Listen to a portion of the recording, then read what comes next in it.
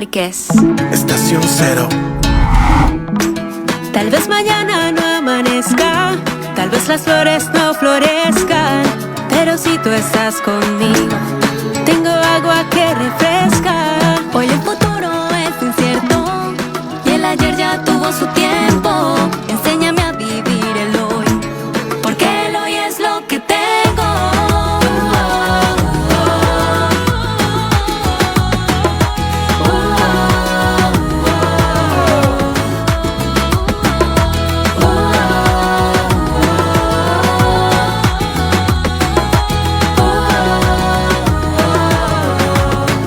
Llegaste, tú me devolviste la vida, bañaste con tu sangre toditas mis heridas. Llegaste, tú me mostraste el camino, para recordarme que el cielo es mi destino. Llegaste tú, que eres la verdad, en ti está el propósito de mi felicidad. Llegaste tú con tu inmenso amor, para abrazarme y decirme que todo va a estar bien,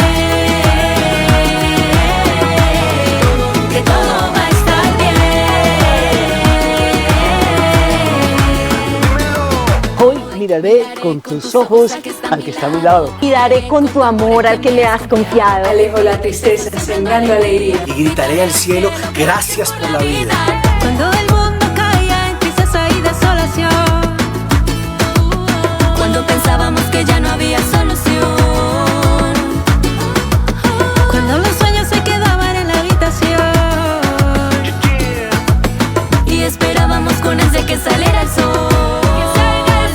Llegaste, tú me devolviste la vida, bañaste con tu sangre toditas mis heridas. Llegaste, tú me mostraste el camino, para recordarme que el cielo es mi destino. Llegaste tú, que eres la verdad, en ti está el propósito de mi felicidad. Llegaste tú con tu inmenso amor, para abrazarme y decirme Que todo va a estar bien, que voy a estar mejor, que no hay nada imposible para ti porque eres Dios. Que todo pasará, que tú escuchas mi voz, que en el silencio tú respondes a mi corazón. Que no me rinda, que tú no me abandonas, que me levanto contigo a cada hora, que tú me abrazas, que me perdonas, que puedo ser feliz porque llegaste, tú me devolviste la vida, sangre bendita que sana toditas mis heridas. Llegaste tú y me mostraste el camino, porque esta vida no es la vida, tú eres mi destino. Llegaste tú, que eres la verdad, Jesús, tú eres la fuente de mi felicidad. Llegaste tú con tu inmenso amor, para abrazarme y decirme. Llegaste, tú me devolviste la vida, bañaste con tu sangre toditas mis heridas. Llegaste tú, me mostraste el camino, para recordarme que el cielo es mi destino. Llegaste tú, que eres la verdad, y está el propósito de mi felicidad. Llegaste tú con tu inmenso amor, para abrazarme y decirme. Son las 15:38 en este miércoles, ya 30 de junio se nos va este mes frío y que estamos terminando con mucho frío, con bajas temperaturas aquí en Paraguay. Pero desde México hoy nos acompaña un referente de medios de noticias alternativos, católicos, por sobre todo. Pero ya vamos a presentarle enseguida. Estamos ahora también con Lupe, nuestra compañera acá del programa Viva Voz, que siempre nos acompaña, y Alberto desde los controles. Un saludo a toda la audiencia. Lupe, ¿qué tal? ¿Cómo estás? Hola Marce, ¿qué tal? ¿Cómo estás? Un saludo a Alberto también, que nos hace el aguante desde Controles, y a toda la audiencia que nos está sintonizando en otra edición más. Yo creo que Miguel Salinas Chávez es nuestro invitado de hoy y nos está aguardando llamarse para nuestra entrevista. Yo creo que... Bueno, mientras ya le tendremos a él enseguida, voy a leer brevemente su extenso currículo. Vamos a hablar quién es nuestro invitado de hoy, Lupe. Bueno, el día de hoy le tenemos a Miguel Salinas Chávez. Él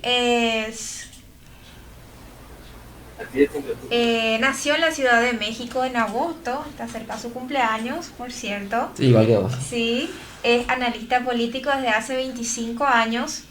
Ha dado asesorías estratégicas a la iniciativa privada, también a las Fuerzas Armadas, partidos políticos, a la Iglesia Católica y a representaciones diplomáticas. También ha impartido varias charlas, conferencias de religión, historia, en apreciación e historia del arte, geoestratégica y política de diversas ciudades en México. Ha escrito más de 400 artículos sobre historia, economía, defensa de la vida, escatología, religión, arte, ciencia, tecnología, revisionismo, entre otras cosas, ¿verdad? Ha sido productor y guionista de programas de radio y TV. Y bueno, ¿verdad? Tiene un extenso currículum que vamos a ir también conversándolo con él, ¿verdad?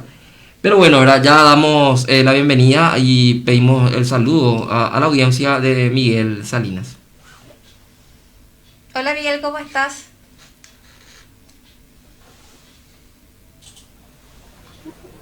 ¿Me escuchan? ¿Me escuchan? Hola, te escuchamos. Ahora, ¿Sí me escuchan ahora? ahora sí. Perfecto. ¿Cómo están? Qué gusto poder estar en este programa con ustedes hasta Paraguay. Es para mí un gusto y un honor llegar a su audiencia y bueno, pues con este programa que ustedes han hecho, estando tan jóvenes, me da mucho gusto que sean la siguiente generación que va a tomar la estafeta de los que estamos en este campo de batalla ya desde hace algo de tiempo. Un gusto tenerte a vos con nosotros. Y bueno, pues empezamos la entrevista con la primera pregunta. Bueno, para empezar nosotros queríamos preguntar también para que la audiencia vaya conociendo acerca del boletín de información de inteligencia estratégica con sus siglas BIIE, ¿verdad? ¿Cómo fue que nació y cómo fue para que vos puedas darle ese nombre a este boletín? Bueno, el boletín nació en octubre del 2013, es decir, hace casi 8 años ya.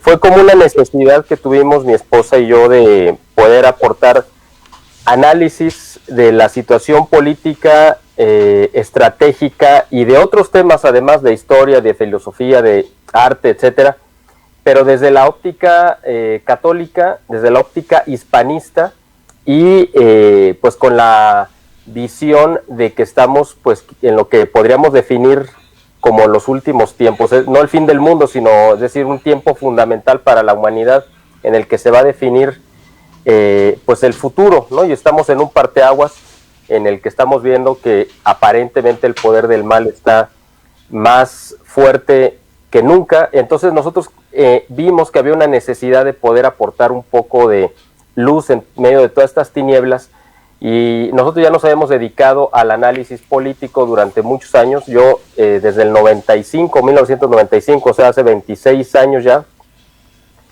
que ando metido en esta temática, ¿no? Del activismo político y del análisis geoestratégico. Entonces empezamos con esto que no sabíamos realmente hasta dónde iba a llegar esto, y le pusimos ese nombre porque era un boletín, realmente era un boletín de información, no sé decir que traía noticias, pero además estábamos haciendo análisis de inteligencia que eran estratégicos. Por eso juntamos todas esas características para darle el nombre a nuestro boletín. Después, para hacerlo más simple, le pusimos simplemente BIE, pero realmente son las iniciales de todas estas palabras. Y pues lo importante, lo sorprendente con este boletín es que tuvo un gran impacto desde el principio. A la gente le gustó, le ha servido, que es lo más importante, y ha ido pues replicándose. Es decir, me imagino que de alguna manera ustedes también supieron de él porque a lo mejor alguien se los envió, lo vieron por ahí en algún grupo, como sea, y así mucha gente nos ha ido conociendo a lo largo de estos 8 años, y para nosotros ha sido muy satisfactorio que pues se hayan sumado a nuestras filas de analistas y de escritores en el boletín gente de primer nivel a nivel internacional, y que nos han dado análisis extraordinarios que después han sido retomados por otros medios también. Y bueno, pues la verdad es que tenemos una edición en inglés también, que es un resumen de lo que hicimos en español. Tenemos nuestro canal de YouTube también, que tenemos pues, muchos seguidores y la gente le puede encontrar mucho contenido, y tenemos nuestra página web, ¿no? Así que tenemos como todo este conjunto de opciones de información y de análisis. ¿Cuáles serían los temas que más están tratando? O sea, ¿cuáles serían los temas en los que se enfoca este boletín específicamente? Pues mira, tenemos así como temas frecuentes, básicamente, bueno, pues los que tienen que ver con la geopolítica o asuntos estratégicos. Ahorita, bueno, el año pasado y pues hemos tocado frecuentemente el tema, por ejemplo, pues del COVID famoso, ¿no? De la pandemia. Hemos tocado el tema, por ejemplo, de las vacunas frecuentemente en estos tiempos, pero también hemos sacado mucho sobre lo que han hecho, por ejemplo, fundaciones como la Fundación Rockefeller o la Fundación Bill y Melinda Gates, respecto a muchos temas, ¿no? Lo que han hecho en el campo, en la industria farmacéutica, etcétera. Son los temas como que más hemos tocado, pero también tenemos temas frecuentes de filosofía y de historia. Yo creo que es lo que más hemos abordado, porque es lo que la gente más le gusta, pero además como que más tiene necesidad de saber, ¿no? O sea, tanto la actualidad, o sea, las cosas que están ahorita sucediendo, pero cosas que pasaron hace décadas o incluso siglos, pero que se necesita hacer una reinterpretación. Entonces, por eso yo creo que tiene este impacto, ¿no? de temas actuales y de temas de la historia que a la gente le gusta, porque tratamos de dar una opinión o un punto de vista o una interpretación pues diferente, ¿no? Claro, muchas veces la ignorancia de la gente, no digo ignorancia no en un sentido despectivo, sino ignorancia por desconocer, ¿verdad? Es aprovechada por otros sectores como para hacer una especie de lavado de cerebro, ¿verdad? Y poner a todas esas personas en contra de nosotros, ¿verdad?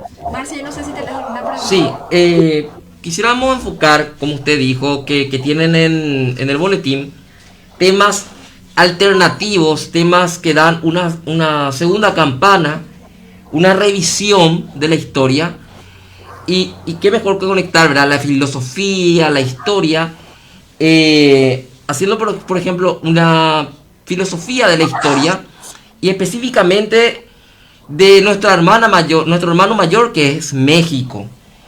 México es la cabeza de la hispanidad dentro de Hispanoamérica. Está España y luego está México. Y mucho no se conoce, o por lo menos acá, más que los mariachi, Luis Miguel, no sé, Belinda, el Chavo del Ocho. Pero la historia de México es realmente hermosa y brillante. Pero ¿quién mejor que vos para poder hablarnos sobre eso? ¿Y cómo nace la nación mexicana, don Miguel?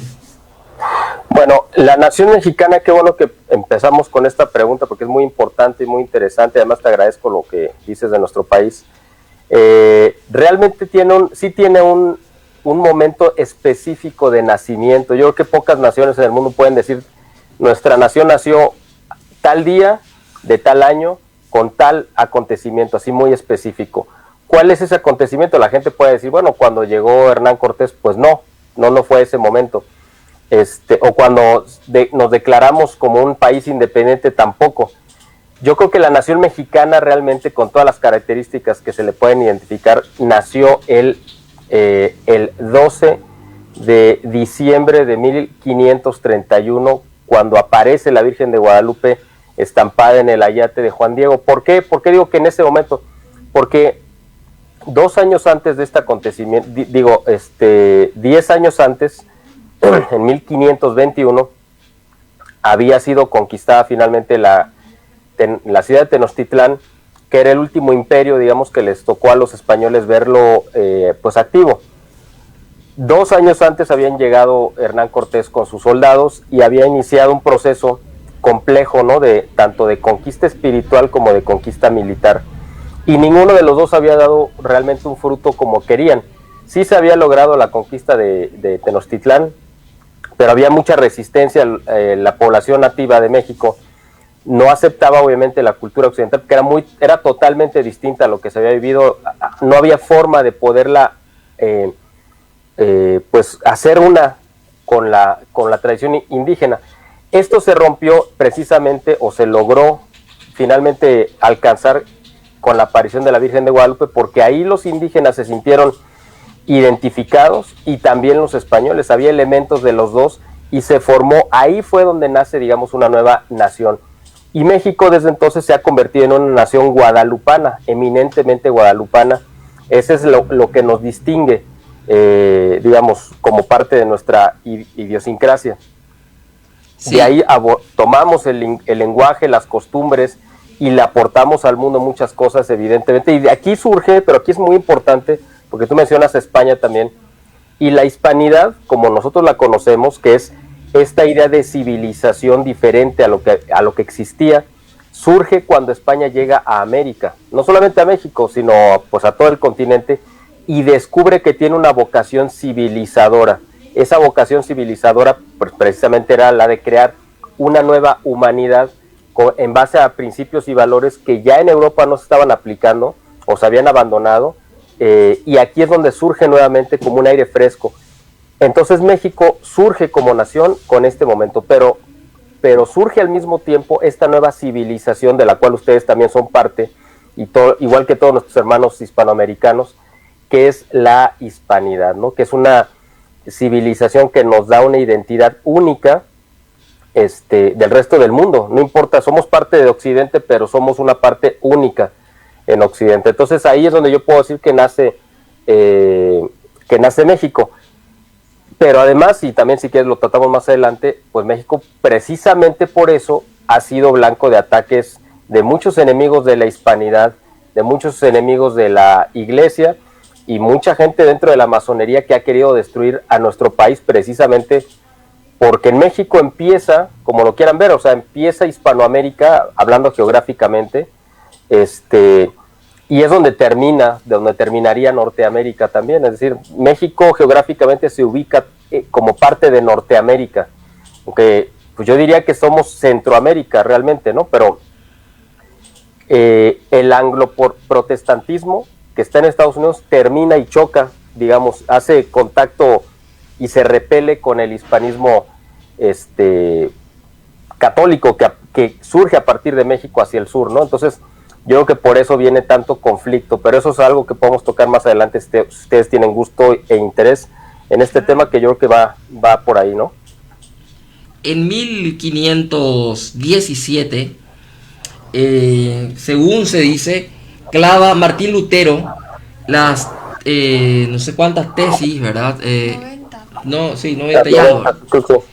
Clava esto en Alemania y rompe en Europa con la cristiandad mayor, ¿verdad? O sea, termina un proceso de lo que se conoce como Edad Media, nosotros le llamamos la cristiandad, que era la cristiandad mayor, y la Virgen de Guadalupe aparece la patrona de América, porque la sentimos tan nuestra como ustedes, ¿verdad? Ella justamente se llama Guadalupe, ¿verdad? Y hasta de Filipinas, o sea, es la patrona de la hispanidad. O sea, podemos decir que esta aparición de la Madre de nuestro Señor Jesucristo, como mestiza, como la morenita, es como la continuación de esa cristiandad que se dio en Europa sobre todo, ¿verdad? Porque inclusive en África, que donde estaba San Agustín, en Asia, que nos dio tantos santos y mártires, pero que fue trasladada al Nuevo Mundo, y justamente en México. O sea, ustedes son los privilegiados de tener ahí donde desapareció nuestra madre. Bueno, es un privilegio, yo creo que sí, pero además es una gran responsabilidad, porque fíjate que hay una distinción, yo creo que única, de la Virgen de Guadalupe respecto a otras apariciones de la Virgen María, incluyendo pues la de Zaragoza, que fue la primera, ¿no?, en España, y otras que se han ido dando a lo largo del tiempo. En todas las apariciones generalmente la Virgen pide que se le construya una capilla, un templo, lo que sea, ¿no?, un lugar de culto. Pero hasta donde está registrado, el único lugar en donde la Virgen pidió que se le construyera una casita, pues fue en el Tepeyac, es decir, en México. ¿Y qué diferencia hay entre un templo y una casita? Bueno, pues es que en la casa, pues tú vas a vivir.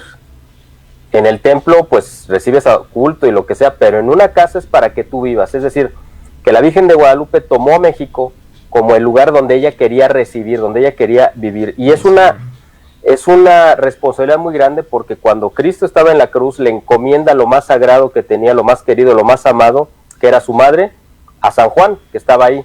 Y pues él lo tomó como una responsabilidad, un deber, una distinción, pero también un gran compromiso. Y México pues resulta que es como ese San Juan también, que recibe el custodiar a la Virgen de Guadalupe, ¿no? Entonces ahí hay una diferencia, yo creo que notable, y una distinción que vino, pues sí, bueno, a México, pero como tú dices, a todo lo que iba a ser Hispanoamérica, o sea, a la hispanidad en conjunto, porque nuestra Madre de Guadalupe, pues no solamente es la patrona de México, sino es la patrona de América, así la la nombró Juan Pablo II, y aunque no lo hubiera nombrado así, lo era, porque todo el mundo, todos los hispanoamericanos la ven precisamente como esa madre amorosa que viene en nuestro auxilio, ¿no? Pero bueno, yo creo que es un detalle importante que destacar, ¿no? Una de las cosas que a mí me emociona bastante es la historia de la aparición de la Virgen de Guadalupe. Me identifico bastante con ella, aparte que me llamo Guadalupe, ¿verdad? Me da todo piel de gallina. Sí. Y otra de las cosas muy características de México también son los cristeros, y yo creo que a más de uno se le eriza la piel al escuchar una y otra vez esta hazaña heroica de gritar "Viva Cristo Rey", e incluso a costa de nuestras propias vidas. ¿Qué podés comentarnos acerca de eso también, Miguel? Bueno, precisamente de lo que ya había comentado al principio sobre la cuestión de la masonería, pues efectivamente esta gesta heroica, ¿no?, de la defensa de la fe de parte de los cristeros, que se da de 1926 al 29, oficialmente, digo oficialmente porque después del 29, aunque ya se habían firmado los acuerdos entre el gobierno y la iglesia, pues la masonería y el gobierno pues siguieron matando líderes católicos. Todavía en 1930, 31 hasta el 34 más o menos siguieron matando líderes, ¿no? Lo cual generalmente no se sabe, pero es real, está documentado. Es importante mencionar también que la guerra cristera de 1900, o sea, la del siglo XX, se puede decir que no fue la primera, porque hubo una guerra civil con características religiosas en México a mediados del siglo XIX, también a raíz de las leyes de una nueva constitución que se conoce como las leyes de reforma, que impulsó Benito Juárez, y que eso provocó también pues prácticamente una persecución muy violenta de parte del gobierno a la creencia religiosa. Fue cuando le quitaron a la iglesia muchos de sus bienes y de su patrimonio, y eso provocó evidentemente una reacción de la gente, pero la que todo el mundo recuerda y conoce bien es la de 1926 al 29, que básicamente en la Constitución que se había firmado en 1917, es decir, 9 años antes de que estallara la guerra cristera, había quedado por ley que estaba prohibido el culto y todo lo que nosotros vimos que se aplicó, pero estaba ya en la Constitución, simplemente que no se había aplicado todavía, porque sabían que iba a provocar pues una guerra. Yo creo que lo tenían bien calculado y lo pusieron con esa intención.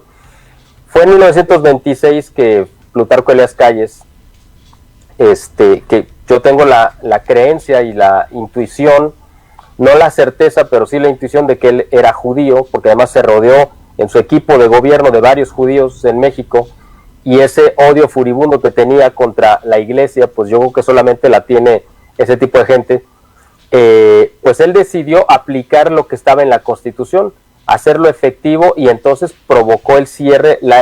El cierre de los templos fue una medida que tomó la iglesia en respuesta y represalia por estas leyes que estaban aplicando, donde le prohibían a los sacerdotes, por ejemplo, vestir de sotana, tenían que vestir de civil, les prohibían a los sacerdotes extranjeros, creo que todos iban a ser expulsados del país, solo se les iba a permitir a los mexicanos que permanecieran en México. Se iba a reducir evidentemente el número de sacerdotes por millón de habitantes o por 100,000 habitantes.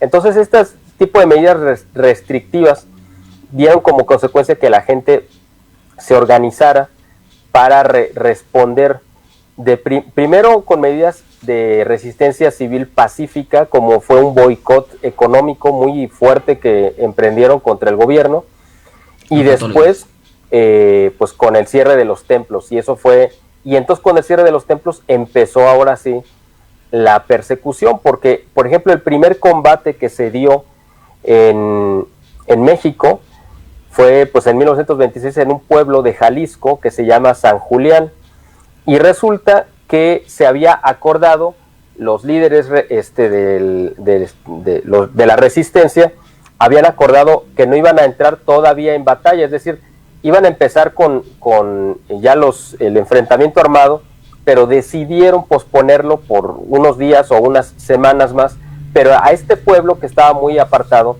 no llegó esa noticia, ellos no se alcanzaron a enterar que se había acordado retrasar un poco la resistencia, y entonces cuando llegan los soldados del gobierno a ese pueblo como una manera de intimidación, porque pensaron que iban a encontrar a un pueblo acobardado que iba a salir huyendo, que se iba a esconder en sus casas, pues resulta que los reciben a balazos. Es decir, en lugar de encontrar un pueblo acobardado, encontraron un pueblo lleno de valor y los empezaron a repeler, pero además obviamente no tenían la capacidad de armamento y municiones con las que contaba el gobierno. Entonces la gente, cuando se quedó sin balas, empezó a aventarles de pedradas incluso.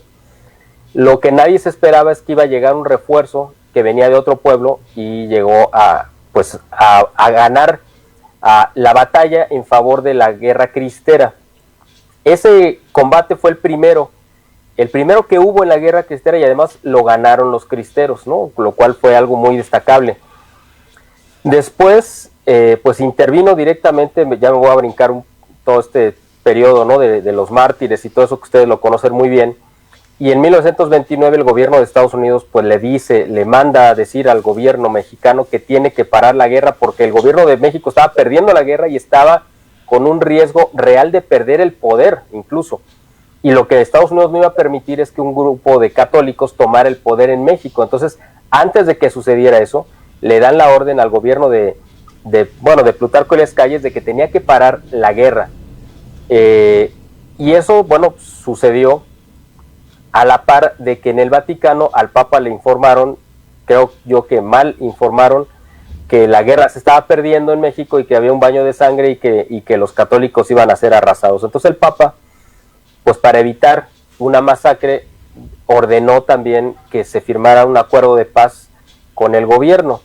Entonces por los dos lados llegaron, tanto por la parte del gobierno de Estados Unidos como por la parte de la Iglesia mexicana, impulsada por el Vaticano, a que se sentaran a negociar y firmaran un acuerdo de armisticio, que fue, pues digamos, humillante para los cristeros, porque los obligaron a entregar las armas, y una vez que las entregaron, entonces los empezaron a matar como conejos, que fue cuando empezó este periodo de 1930 al 34 más o menos, donde fue que los mataron a todos los que habían sido participado o liderado la lucha cristera y que habían sobrevivido en el campo de batalla, pues los mataron de manera miserable, ¿no? En sus casas, cuando iban al templo, o sea, cuando no tenían forma de defenderse. Y esto se dio pues por esta situación, ¿no? De presión doble del gobierno de Estados Unidos y pues del Vaticano, que yo creo que el Papa, bien intencionado pero mal informado, ordenó que se bajaran las armas, ¿no? Sí. Usted había dicho también de que esto ya pasó antes y no se conoce, y esta es una pequeña parte que hoy se está volviendo a conocer, porque por nuestra audiencia capaz no sepa, tenemos una audiencia, como usted sabrá, esta es la radio comunitaria, de gente de parroquia, señoras con mucha fe, que tienen en su casa una imagen de la Virgen y rezan el rosario, pero, no sé, a ver, conocen nuestra parroquia es Virgen de Fátima, conocen la aparición de la Virgen de Fátima a 3 pastorcitos, pero pocos saben la relación que tiene la Virgen de Fátima con lo que ese mismo año estaba ocurriendo en Rusia, y que sí, los errores de Rusia, dice la Virgen en Fátima, se van a expandir, y pide la conversión de los cristianos, de los católicos, y penitencia. Oren, oren, oren. Entonces, ellos no saben, también por desconocimiento, y los jóvenes que hoy tenemos internet, etcétera, intentamos también un poco transmitir esto a la gente mayor, que les sorprende que hoy no cierren las iglesias. Les sorprende, pero no les debería de sorprender, porque que hoy cierren las iglesias, los gobiernos con decretazos, limiten a 20 personas mientras farrean por ahí otras personas para cualquier, qué sé yo, marcha del orgullo, ¿verdad? Ahí sí, todos, o manifestación de la izquierda o de la derecha, lo que sea, no importa, ¿verdad? Pero manifestación se permite, el culto no, limitado. Pero no conoce lo que pasó en México, cuando por tener una estampita, esa que vos tenés en tu casa, señora, que nos estás viendo, por tener una estampita en tu sombrero, sí, sombrero bien mexicano, sí, te mataban. o te mandaban a la cárcel, o lo que pasó en España también, ¿verdad? Que Claro. en España, la guerra civil española, durante la Segunda República de España y luego la guerra civil, se le mataba al sacerdote por ser sacerdote. Y la gente no sabe eso. En pleno siglo XX, señora. O sea, ni hace 100 años atrás siquiera. Entonces, otra cosa que no sabe, vamos a retrotraernos un poquitito, ¿verdad? México tuvo una independencia diferente. Conocemos ahora también mucho por San Martín, en Argentina, que estaba en la logia Lautaro. Dicen que no era masón, pero sí tenía relación con ingleses. Bueno, luego capaz se arrepintió, pero el mal ya fue hecho. Simón Bolívar, que sí fue de la masonería, que rompieron con esa unidad hispánica, y esas independencias fueron la fragmentación de nuestra unidad y muchas guerras internas de países contra otros países, y también la masonería imponiendo gobiernos que estaban en contra de la religión y de la fe. Entonces, México, el primer imperio mexicano con Iturbide, ¿verdad? Así es. ¿Cómo fue ahí? ¿Era anticristiano o intentó conservar aspectos de la fe? El primer imperio mexicano. Bueno, para responder esta pregunta, pero sí quisiera hacer como una puntualización, porque es importante lo que mencionaste, para hacer la distinción y la diferencia entre lo que fue las independencias en Sudamérica y lo que fue en México, porque en México la guerra de independencia la encabezaron y la lideraron sacerdotes, lo cual es algo interesante, ¿no? O sea, fue claro el cura Miguel Hidalgo, pero también Morelos y otros más, no fueron los únicos, que fue un grupo de sacerdotes que salieron a encabezar la lucha de independencia. Entonces esto es algo interesante, ¿por qué? Porque Hidalgo, por ejemplo, cuando hace esta proclama, ¿no?, de inicio de la independencia, se registró en la historia que él pues pidió, hizo en su arenga, gritó viva Fernando VII, es decir, el rey de España, lo cual es interesante porque dices, bueno, entonces ¿contra quién era la guerra de independencia? ¿Verdad? Pues estaba diciendo que viva el rey, entonces ¿contra quién se estaba independizando? Aquí hay que entender que a partir de 1808, ¿no?, cuando viene la invasión napoleónica a España, es desplazado el rey y se pone en su lugar a José Bonaparte, ¿no?, que es el hermano de Napoleón. Y entonces la parte en México, yo no digo que todos, y yo sé que estos sacerdotes que acabo de mencionar también tenían cierta relación con la masonería, no sé si ellos ya llegaron a ser parte de, pero sí tenían contacto y con las ideas liberales que habían surgido de la Revolución Francesa. Pero ellos entendieron que la invasión francesa a España iba a devenir, o se iba a convertir, en una invasión probablemente al Nuevo Mundo también, y que entonces iban a imponer un régimen anticristiano como era el de Francia, ¿no?, que había tirado a los reyes y que había impuesto el terror con Robespierre, y después que llega Napoleón y se autoproclama emperador.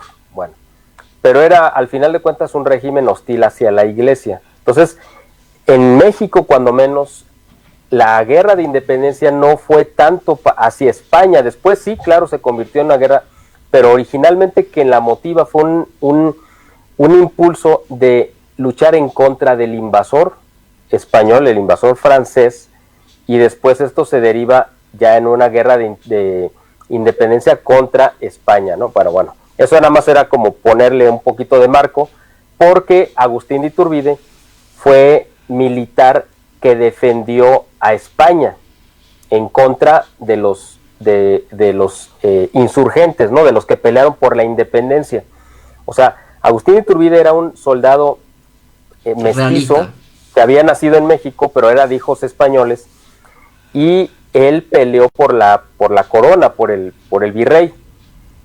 Cuando al final, prácticamente ya por ahí de 1820-21, él se da cuenta que la independencia prácticamente ya había sido aniquilada, o sea, es decir, ya quedaba muy poco en activo del ejército insurgente, él se reúne en lo que ahora es el estado de Guerrero, precisamente con Vicente Guerrero, que era de los pocos que quedaban en la selva, perdidos ahí, todavía combatiendo, y le ofrece que se unan, y él tenía el poder suficiente para doblegar al ejército virreinal. Entonces, porque él al final de cuentas sí quería que México fuera una nación independiente y proclamarse libre, ¿no? Entonces acuerdan hacer esta alianza que se sella con un abrazo, y entonces entran varios días después a la Ciudad de México y entonces proclaman la independencia. El virrey ya no pudo hacer nada porque Agustín Iturbide, que tenía una gran parte del ejército bajo su mando, pues lo cambia de bando, digamos, ¿no? Lo cambia de ser el ejército contra los insurgentes a ser el ejército de los insurgentes. Y entonces, cuando entra y lo proclama, porque él no se proclamó, sino el Congreso proclama a Agustín de Iturbide como emperador, ahí mismo definen cuál es el tipo de gobierno que va a ser, y entonces Agustín de Iturbide define que debe de haber el convenio que ellos hacen es de 3 garantías, ¿no? Que es el de la religión, la unidad y la independencia. Son las 3 garantías sobre las cuales se levantaba este país. Y en la Constitución que se firma en 1821, que es la primera, se establece que México es un país que acepta como única religión a la religión católica. Entonces eso ya te habla de que, además de que se convierte México en un imperio católico, inmediatamente vino la reacción y la respuesta del gobierno norteamericano, que manda a su agente, a su representante Robert Poinsett, para venir y fundar las primeras logias masónicas a México, las primeras logias del rito yorquino, y entonces viene una confrontación directa para tratar de tirar al emperador, porque dijeron, nos acabamos de deshacer de un imperio católico que era el español, para que surja en su lugar un nuevo imperio católico, ahora mexicano, pues no lo vamos a permitir. Queremos que México se convierta en una república que esté al servicio de los intereses norteamericanos. Y eso fue lo que pasó.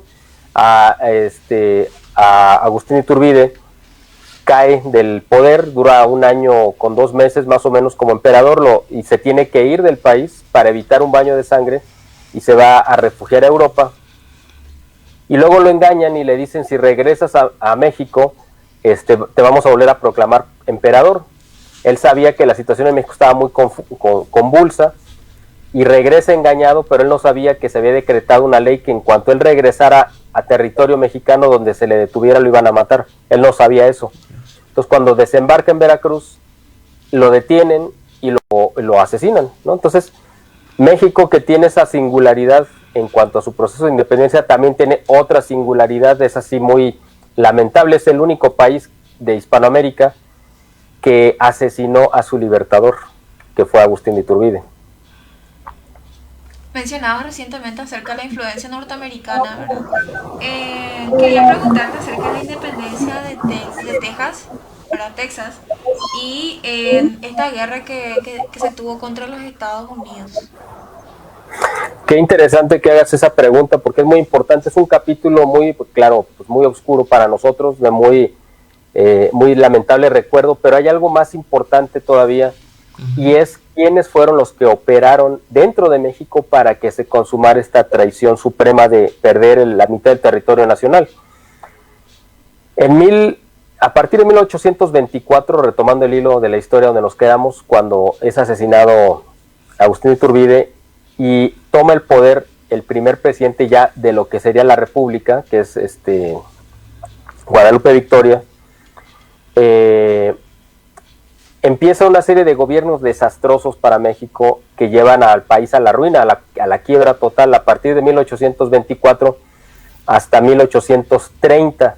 O sea, son 6 años donde los mismos insurgentes que sobrevivieron pues se pelearon el poder unos con otros, la masonería se lo arrebataba el poder, el país estaba en ruinas, y entonces en 1830 toma el poder el bando contrario, el bando conservador, encabezado por Anastasio Bustamante, que tenía como secretario de Relaciones Exteriores a Lucas Alamán, que fue el intelectual más importante del siglo XIX en México, cuando menos de la primera mitad del siglo XIX, y ellos en 2 años, de 1830 a 1832, revierten todo este proceso de quiebra económica y de saqueo y logran que México sane su economía y empiece un proceso de desarrollo ordenado.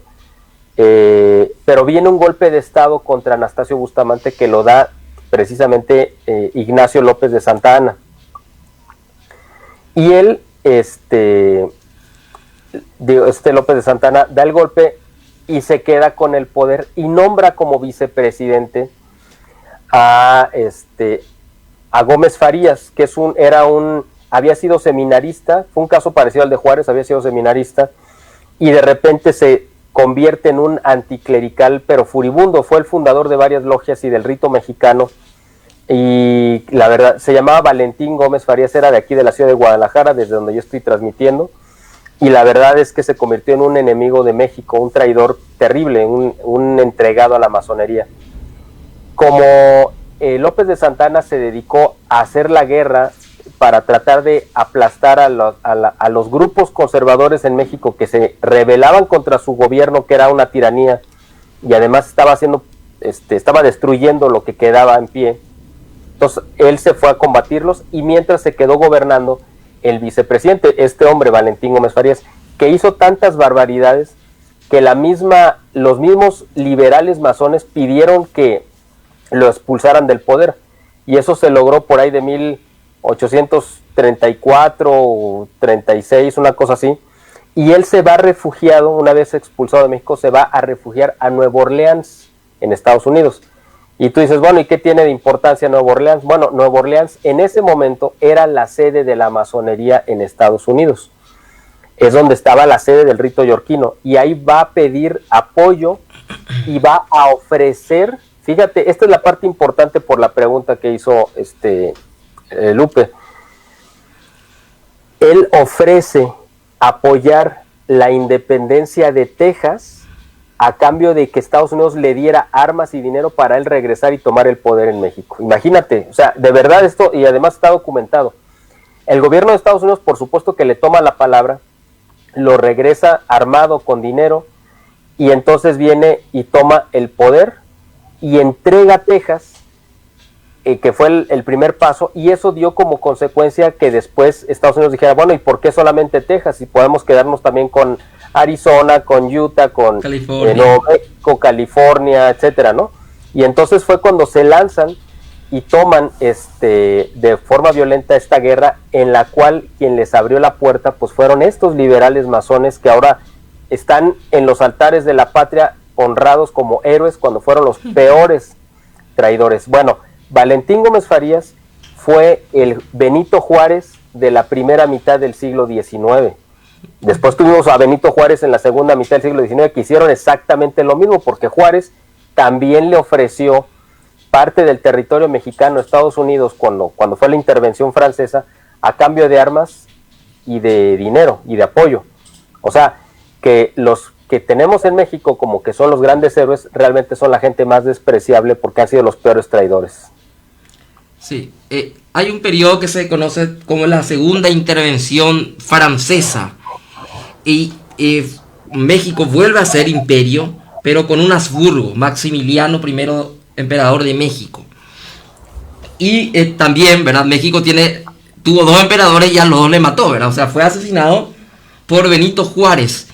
Hubo un personaje que tengo entendido, ¿verdad? Vos ves así cosas de México, el presidente que fue indígena, o sea, tipo Evo Morales de Bolivia, pero mucho antes y en México, ¿verdad?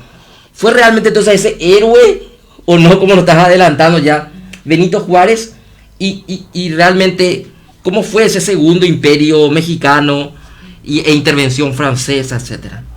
Bueno, muy interesante, muy interesante tu pregunta, Marce, porque Juárez evidentemente es un traidor, ya lo había dicho, y ahorita voy a poder abundar un poco más en ello. Juárez, para empezar, fue un presidente ilegítimo, eso es muy importante reconocerlo. Él nunca fue electo, él se autoproclamó presidente de México. Eso sucedió por ahí de 1800, no recuerdo ahorita la fecha exactamente, pero 1854 o 57, una cosa así, porque en ese momento había un presidente legítimo que era Félix Zuloaga, que él había sido electo por la representación popular, que en ese tiempo era pues la Cámara de Diputados, que tenía representaciones de los que en ese momento eran, me parece que 20 estados, ahorita somos 32 estados en México, pero en ese tiempo eran 20 porque se fueron dividiendo después, ¿no? Esos 20 en otros más, pero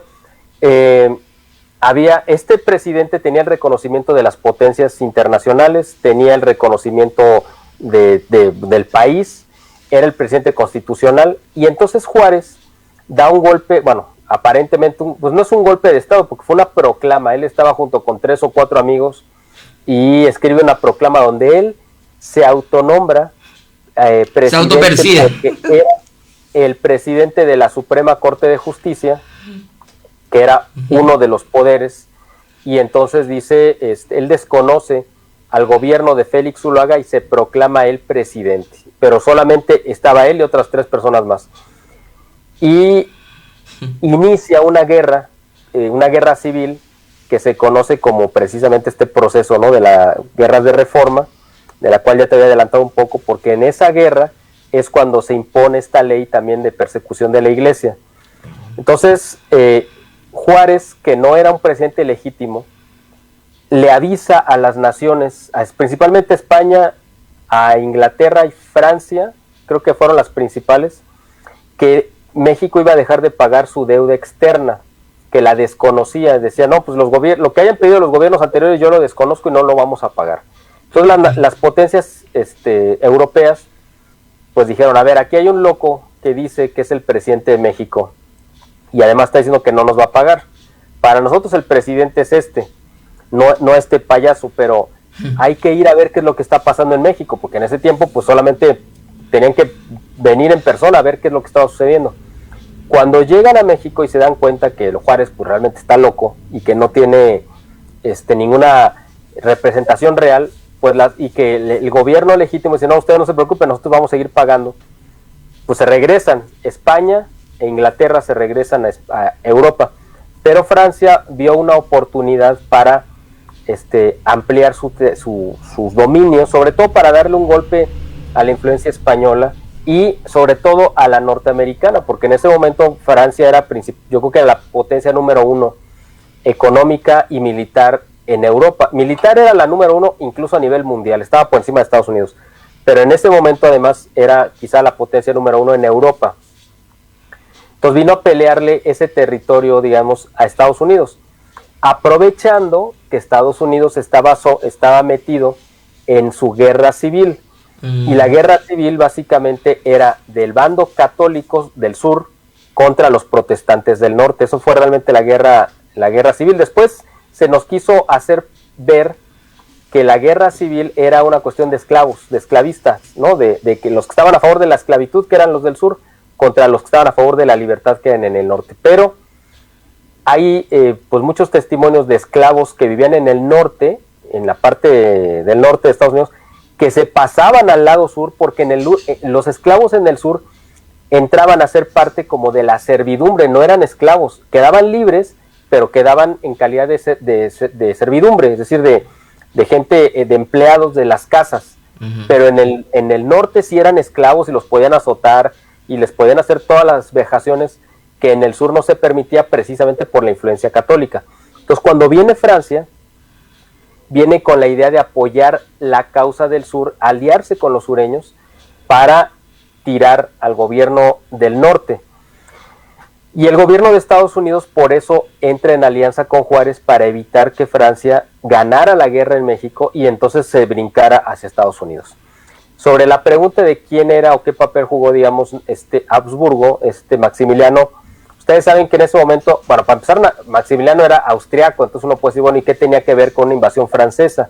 Bueno, porque en ese momento Francia y Austria habían firmado un acuerdo de colaboración y se había casado, si no mal recuerdo. Había habido un enlace matrimonial entre la casa reinante en Francia, o sea, Napoleón, pues, Napoleón III, con la casa real austriaca, que era los Habsburgo.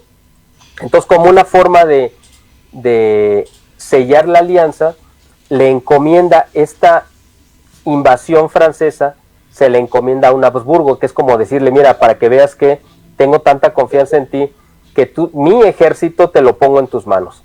Entonces viene Maximiliano, que era pues un rey regente en Bélgica y que gobernaba parte de Italia.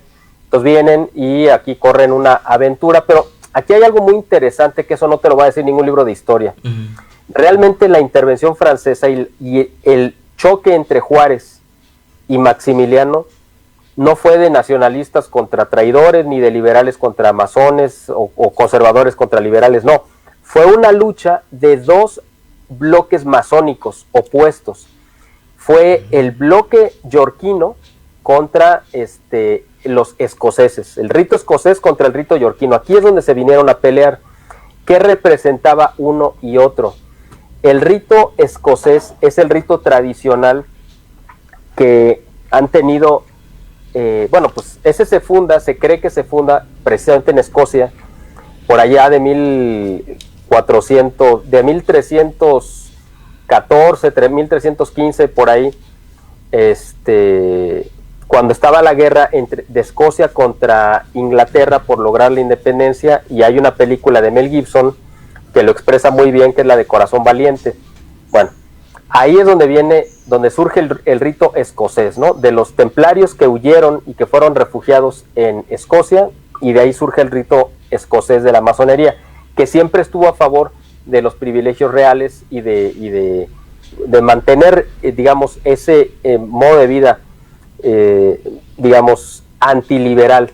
Después surge, en la Revolución Francesa, el rito que se conoce después como yorquino, que es el rito de los liberales, o surge un poco antes, de hecho, porque de ahí fue los que fueron a apoyar al gobierno, a las 13 colonias norteamericanas, estos masones, para romper precisamente e imponer un nuevo rito que se conoce como el rito yorquino, que es el rito liberal republicano. Entonces aquí en México vienen a chocar estos dos bloques, estos dos grupos, ¿no? Que son los masones yorquinos contra los masones escoceses, y Juárez representaba a unos y Maximiliano a otros. Por eso a Juárez la masonería internacional le dijo, ok, ya derrotaste a Maximiliano, no lo vais a matar porque es nuestro hermano. O sea, no, era un código entre masones que no se podían matar entre ellos, y Juárez pues viola, digamos, ese acuerdo y lo mata. Por eso a Juárez parece que también lo terminan matando, envenenado, ¿no? Años después. Entonces, pero aquí es donde viene a darse esa confrontación, y eso es muy importante porque eso no te lo va a decir ningún libro de historia. Ya. ¿Lupe? Es súper interesante lo que nos estás comentando, una historia bastante rica, ¿verdad? Persecuciones contra la iglesia, traiciones a la patria, una historia sumamente interesante la que ustedes tienen. Y yo me pregunto cómo es posible que se hable más de Frida Kahlo que de estas cosas que son súper interesantes, por ejemplo, no sé, no me lo explico. Bueno, es muy interesante, muy buena tu pregunta, y eso tiene que ver precisamente con esta guerra cultural, ya no solamente política, sino cultural, que ha llevado la masonería precisamente contra la identidad nacional mexicana, para tratar de arrancarnos nuestras raíces e imponernos unas raíces nuevas. Esto es un capítulo también muy importante, que tampoco vas a encontrar prácticamente en ningún libro de historia, pero nosotros lo hemos publicado en varias ediciones de nuestro boletín. Esta guerra se da prácticamente, ya una vez que termina la guerra cristera, ¿no? En 1929, a los poquitos años, 4 o 5 años después, es cuando viene la guerra, vamos a decirlo, como una guerra cristera, pero en España, que es la guerra civil, también donde asesinan sacerdotes y religiosas, y ya sabemos todas las atrocidades que sucedieron ahí. En el momento que estalla la guerra civil en España, muchos de ambos bandos, tanto los republicanos como los nacionalistas, vienen y se refugian en México. Pero la diferencia es que a partir de 1934 en México toma el poder Lázaro Cárdenas, que era un comunista así ultra comunista, que lanzó una segunda persecución religiosa, aunque más moderada, y más puntual. Pero él le abre las puertas básicamente a los refugiados republicanos españoles. Él los trae, les manda barcos de México para que se traigan a los republicanos, principalmente a los intelectuales. Y cuando llegan a México les entrega la educación pública mexicana, a esos intelectuales antihispánicos, a los que habían peleado contra los principios españoles y que se habían rebelado y que renegaban de las raíces católicas hispánicas, a esos les entrega la educación pública mexicana, a partir de 1934 y 35. En esa camada de gente venían también, pues, obviamente comunistas, algunos incluso llegaron hasta de Rusia, y uno de los principales líderes de soviéticos que salieron huyendo porque se peleó con Stalin, pues fue León Trotsky, que fue de los primeros de los revolucionarios así más importantes, y vino el fundador del Ejército Rojo. De los rojos, así es, ajá. Y vino a refugiarse a México, y Frida Kahlo, junto con su esposo Diego Rivera, y todo ese grupo de intelectuales, bueno, Frida Kahlo, pues judía, obviamente, ¿no? Judía, 100% anticatólica, totalmente, indigenista, y en fin, ya sabemos la clase de gente que era. Este grupo de intelectuales toman el control, ya tenían el control de la educación básica, pero este grupo toma el control ahora de la intelectualidad y de las artes en México. Por eso nombran como no quiero ser irreverente con esto que voy a decir, no, ni mucho menos, pero así como los católicos tenemos una imagen sagrada que es la Virgen de Guadalupe, ellos usan a Frida Kahlo como su imagen sagrada, ¿no? De su ideología, como presentándola como la nueva deidad cultural, y por eso se convierte en este ícono del arte y de la mexicanidad, cuando evidentemente no tenía nada de ello, no representaba ni la identidad nacional, ni los intereses, ni la historia, ni mucho menos. Además de que como pintor era bastante mediocre, y yo que pintaba con bastante mal gusto. Incluso en un artículo que también publicamos hace tiempo en el boletín, la hija de Diego Rivera, una hija que tuvo con otro matrimonio, dijo pues que Frida Kahlo era tan mala pintora que Diego Rivera le tenía que corregir los cuadros, que tampoco era gran ayuda, porque Diego Rivera también era pésimo pintor, ¿no? Diego Rivera fue un pintor bueno, realmente era un pintor académico, pero se echó a perder en París. Cuando se fue a París, allá lo echaron a perder, y le pasó lo mismo que a Picasso. Picasso era un extraordinario pintor clásico, de verdad. Los cuadros que hizo antes de que se envolviera en la locura del cubismo eran de la misma escuela y con la misma maestría que los grandes pintores españoles. Él era heredero de esa tradición, simplemente que se le ocurrió meterse a pintar cosas horrendas que tenían mercado, y terminó pintando los garabatos que ya sabemos, ¿no? Y le pasó lo mismo a Diego Rivera, y bueno, pues por eso Frida Kahlo se utiliza como este ícono, pero hay que entenderlo desde esta óptica de que estos españoles que vinieron a meternos ese odio contra España, porque nosotros no lo teníamos, son los que han vertido ese odio en el sistema educativo mexicano, y por eso mucha gente en México desconoce las grandes gestas heroicas y tiene por historia cosas que son absurdas, ¿no? Respondiendo a la pregunta también de Lupe. Sí, inclusive, ¿verdad? Ya sabemos que empieza la era del postmodernismo, 1940, 50, 60, y todos estos filósofos, ¿verdad? Independientemente a su origen, ¿verdad? Que inclusive, ¿verdad? Grandes pintores fueron rechazados de escuelas de arte, no sé, hasta en Viena y otros lugares, ¿verdad? Porque era otro el arte, ¿verdad? Pero como no es el tema, no vamos a tocar eso, ¿verdad? Porque también tenemos que tener cierta sutileza, ¿verdad? A un guiño acá, ¿verdad? Ya me entenderá usted. Claro. Sí. Último fragmento de historia, después vamos a hablar de dos personajes muy importantes en México, contrario a lo que es Frida. Porfirio Díaz y la Revolución Mexicana. ¿Qué puedes decirnos al respecto, Domingo? Pero, pues, los dos muy buenos temas evidentemente relacionados.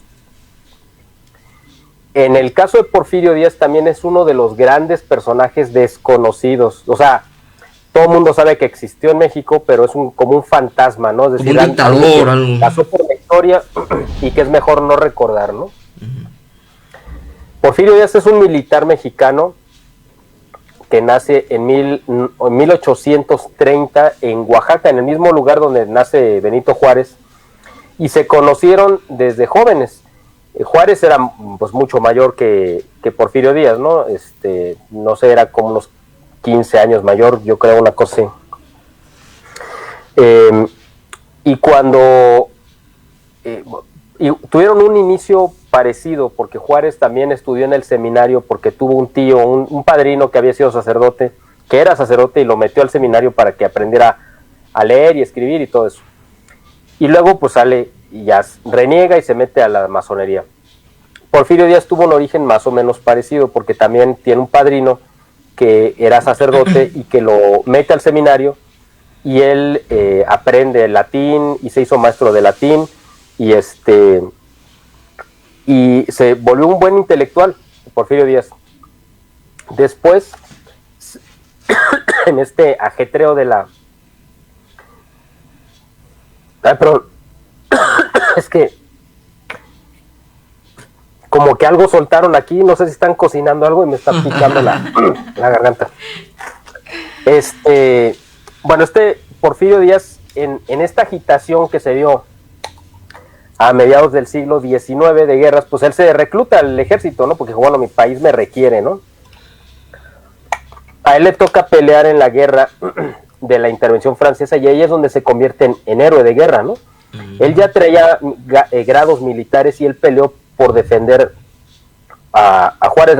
De hecho, la primera derrota que sufren los franceses en México, que fue el 5 de mayo de 1862, que se le da el mérito de la victoria a Zaragoza, al general Zaragoza, pero realmente quien fue el héroe de la batalla fue Porfirio Díaz. Y se convirtió en el general más popular y más querido, más carismático del ejército mexicano.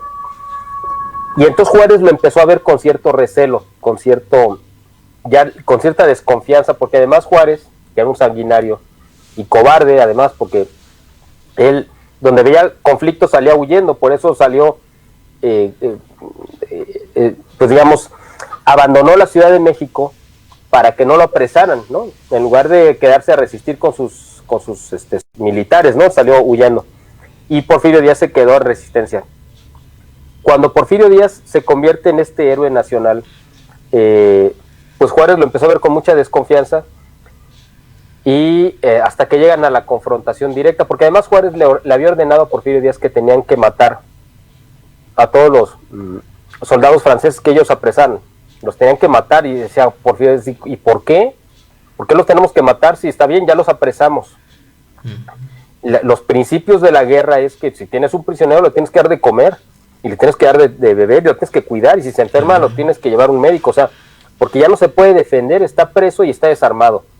O sea, en el campo de batalla es otra cosa, pero ya estando preso, pues ya no lo puedes matar, porque pues, sería un acto de vileza, y Juárez no le importó y le ordenó, y como Porfirio Díaz lo desobedeció y no mató a los prisioneros franceses, pues se convirtió en un enemigo de Juárez.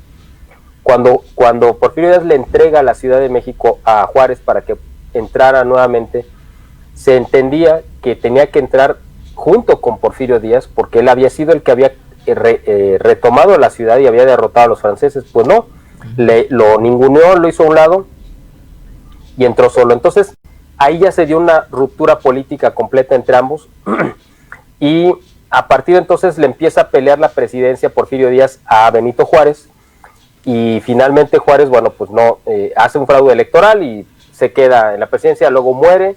Después Porfirio Díaz toma el poder, y entonces empieza, a partir de 1880, que es cuando empieza de 1876 empieza su gobierno, empieza a corregir todas las barbaridades que había hecho Juárez y todas las que habían pasado durante el siglo XIX, ¿no? De guerras y robos y saqueos, etcétera. Él pone al país en paz, que fue su primera meta, pacificar al país, y a partir de ahí arranca un proceso como no se había visto nunca en la historia de nuestro país, salvo en la época de la evangelización, ¿no? En el siglo XVI, XVII. Fuera de esa época en México no se había vuelto a ver un proceso tan rápido y acelerado de crecimiento, donde se multiplicaban las vías de comunicación, por ejemplo, las vías férreas, ¿no? México se convirtió en un país totalmente comunicado de punta a punta por los ferrocarriles, y además por lo que en ese tiempo era el internet, que es para nosotros ahora, que era el telégrafo. El telégrafo era la comunicación inmediata. Entonces se tendieron alrededor de 3,000, creo que 3,000 o más kilómetros, no, mucho más, de vías telegráficas, lo cual era una proeza, igual que de vías férreas. Fue una proeza increíble, porque eso detonó el comercio, la cultura, la industria, y hubo un gran progreso, y entonces Estados Unidos empezó a ver con mucha preocupación el gobierno de Porfirio Díaz, porque dijo, aquí se nos va a crear una potencia que nos va a competir. Es decir, México, en lugar de convertirse en nuestro proveedor de materias primas, se va a convertir en un competidor de Estados Unidos. Industrial. ¿Cómo lo vamos a detener? Entonces, Porfirio Díaz, sabiendo las ansias que tenía Estados Unidos de tomar el control de México, le abrió las puertas a las compañías europeas y a los intereses europeos con la idea de hacer un contrapeso. Porque si le abría la puerta solamente a los norteamericanos, iban a entrar completamente a avasallar la economía y la industria mexicana. Entonces él le abre la puerta a los europeos para que hubiera un contrapeso, ¿no?, contra los intereses norteamericanos. Cuando vieron que Porfirio Díaz no se iba a doblegar, y además Porfirio Díaz, que había sido liberal, ¿no?, o sea, fue hasta masón, pero que se había casado con una mujer ultracatólica, él tomó las leyes de reforma de Juárez que habían provocado esa guerra civil de persecución religiosa y las guardó en un cajón, y él estableció una relación muy buena con la iglesia, porque él sabía que necesitaba la iglesia, y la iglesia lo que más deseaba era estar en paz con el gobierno. Entonces hicieron una alianza en la que todo el mundo salió ganando. La iglesia pudo recuperar sus bienes, pudo recuperar su libertad, su presencia, su influencia, y el beneficio que hacía a la sociedad, y el gobierno los apoyaba, ¿no?, los protegía. Entonces el gobierno norteamericano no veía con buenos ojos a Porfirio Díaz, porque era demasiado independiente de los intereses norteamericanos, y entonces empiezan a fraguar la idea de tirarlo del poder. ¿A través de qué? Pues de una guerra interna, de una guerra civil, que nosotros la conocemos como revolución. Y para eso reclutan a Francisco Indalecio Madero, que era pues un hacendado que vivía en el norte del país, de una familia muy próspera de Coahuila, y él va a Estados Unidos a pedir apoyo de armas y dinero y político, el apoyo político de Estados Unidos, y lo recibe. Entonces, ya una vez con el respaldo norteamericano, pues Madero se lanza a declararle la guerra al gobierno, y Porfirio Díaz, cuando se da cuenta que detrás de Madero, que no era nadie evidentemente, y que lo podía aplastar con una mano, detrás de él estaba Estados Unidos, él dijo, me tengo que ir, porque si no aquí va a haber un baño de sangre, y por eso renuncia en mayo de 1911, y se va de México con la única finalidad precisamente de frustrar un baño de sangre que de todos modos se dio, porque lo que quería Estados Unidos era que hubiera ese baño de sangre, que México tirara por tierra todo el progreso que había arrastrado durante 30 años del gobierno de Porfirio Díaz, y quedara en ruinas, para que entonces viniera Estados Unidos a levantar otra vez todo, pero ya con sus propios, con sus empresas y con sus intereses, y tomaran el control de México. Esa es la historia así muy resumida de Porfirio Díaz y la Revolución Mexicana. Ya. Estamos cortos de tiempo, querido Miguel. No podríamos hablar ya de los dos personajes que son mexicanos realmente poco conocidos, pero grandes intelectuales. Vamos a saltarnos a hablar de Salvador Borrego, escritor de La Cruz y la Espada, entre otros libros, Los Crímenes de los Buenos, y otros libros más, ¿verdad? Pero queremos hablar de José Vasconcelos. En 5 minutos, ¿verdad?, porque nos queda poco tiempo. ¿Qué puedes decirnos de este personaje intelectual mexicano? Yo lo compararía con Nicolás Gómez Dávila de Colombia. Bueno, José Vasconcelos fue un intelectual que empezó en el bando de la revolución. Él apoyaba, como joven, apoyaba los ideales de la revolución y estaba en contra de Porfirio Díaz. Formó un grupo de intelectuales muy destacados y estuvieron escribiendo mucho al respecto. Pero cuando termina la revolución, él se da cuenta que había estado apoyando el bando equivocado. Entonces, digamos que cambia por completo su criterio y se convierte en un defensor, digamos, del legado del porfiriato, no abiertamente, ¿no?, como tal, pero sí en la parte de la cultura. Y él, que sabía y entendía perfectamente la necesidad de la cultura para sacar a México de la quiebra económica que lo había dejado la revolución, lanza una cruzada cultural a través del Ministerio de Educación, que después se convierte en la Secretaría de Educación Pública, en la cual editan libros, ¿no?, de los grandes clásicos y hacen todo un programa educativo. Estamos hablando previo a que llegaran estos españoles que les mencioné hace un tiempo, que llegaron de España a tratar de destruir esa educación, pero José Vasconcelos representaba lo contrario, y él impulsó el llevar la cultura a todos los rincones, creando orquestas, coros, llevando la educación musical a las escuelas primarias que tuvieran educación artística, artes plásticas, pero también impulsó mucho la pintura y el muralismo. Quizá el único problema es que los muralistas que reclutó para su cruzada, pues venían vacunados con el mal del comunismo, con el mal del socialismo. Entonces, claro, lo que plasmaron, pues además de que eran pinturas espantosas, tenían un mensaje político totalmente contrario a lo que ellos realmente representaban, ¿no? Pero José Vasconcelos se entendía muy bien, y yo creo que fue el intelectual, junto con don Salvador Borrego, más importantes, no sé si de todo el siglo XX, pero cuando menos de la primera mitad del siglo XX, o quizá José Vasconcelos, el más importante de la primera mitad del siglo XX, y don Salvador de la segunda mitad del siglo XX. Muy católico, porque además él tuvo una conversión al catolicismo, tuvo incluso experiencias místicas en su infancia que lo marcaron, y como él le tocó vivir en la frontera entre México y Estados Unidos, y en algún momento de su formación elemental estuvo en Estados Unidos viviendo, también le tocó entender muy bien la diferencia cultural que había entre el protestantismo anglosajón o angloamericano contra el hispanismo católico, y por eso él se convierte en un defensor muy destacado del hispanismo, ¿no?, como civilización.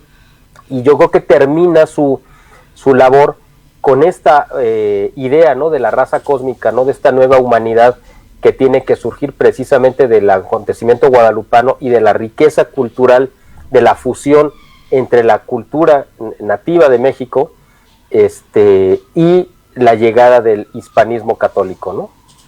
O sea, la fusión de Cortés y la Malinche.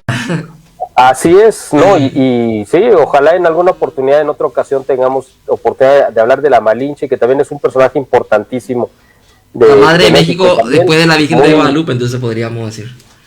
¿Cómo? La madre de México después de la Virgen de Guadalupe. Sí, es que así es. Son los dos padres, ¿no? Hernán Cortés y la Malinche, efectivamente.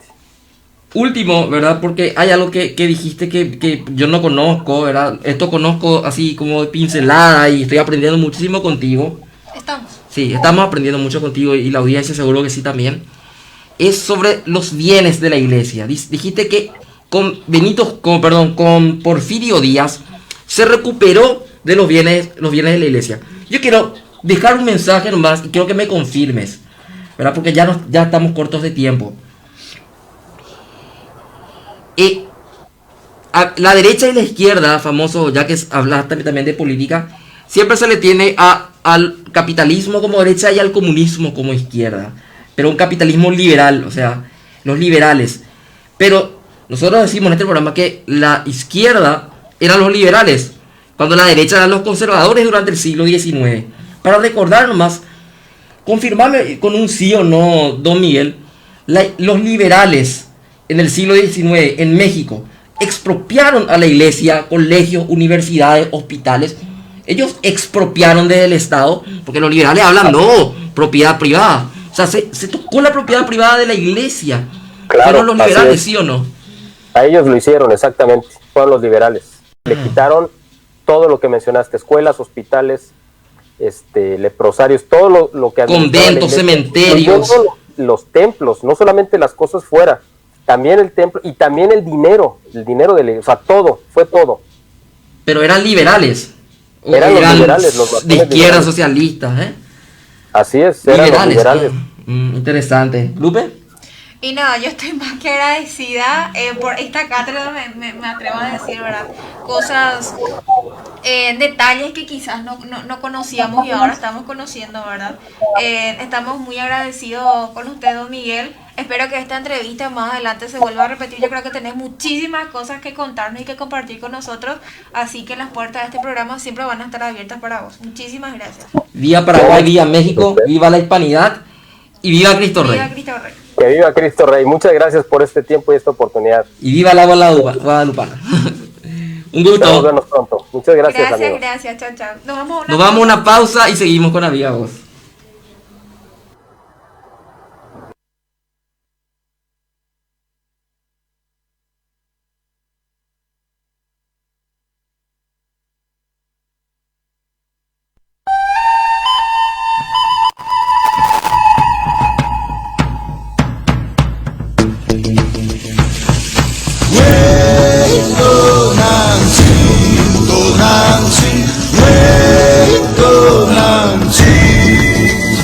Desde el cielo una hermosa mañana, desde el cielo una hermosa mañana.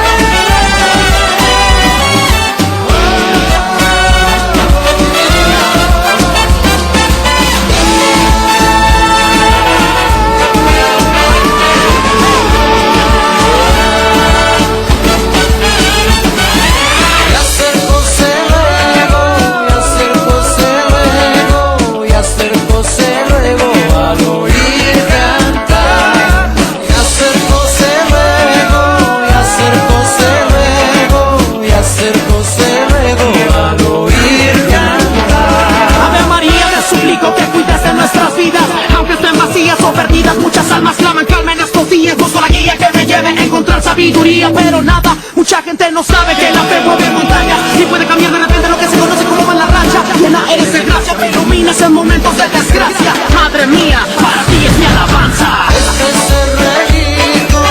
Este cerro elijo para ser mi altar. Este cerro elijo para ser mi altar. Entonces para el mexicano, desde entonces para el mexicano, ser guadalupano, ser guadalupano, ser guadalupano es algo esencial. Ser guadalupano, ser guadalupano, ser guadalupano es algo esencial. Ser guadalupano es algo esencial. Ser guadalupano es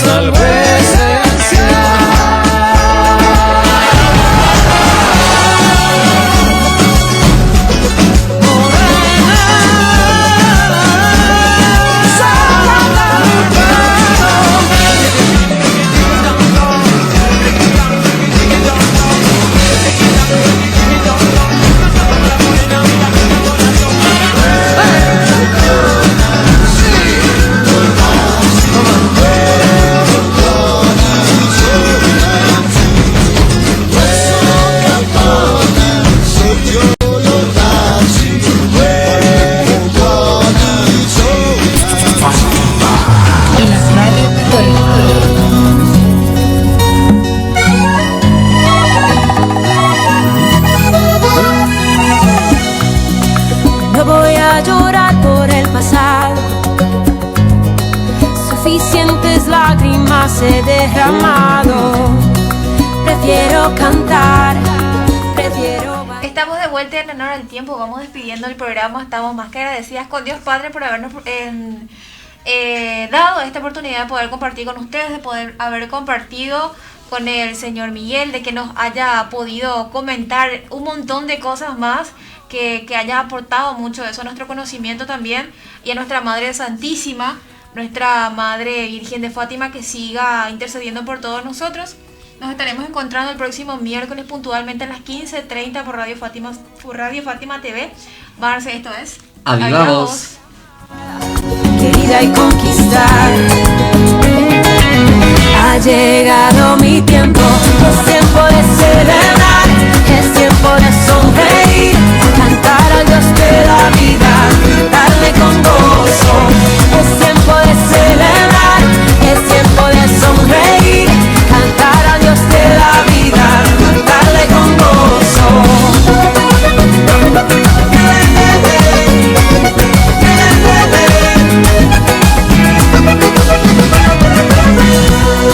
Mi corazón que tanto había sufrido, de blanco con tu amor hoy se ha vestido.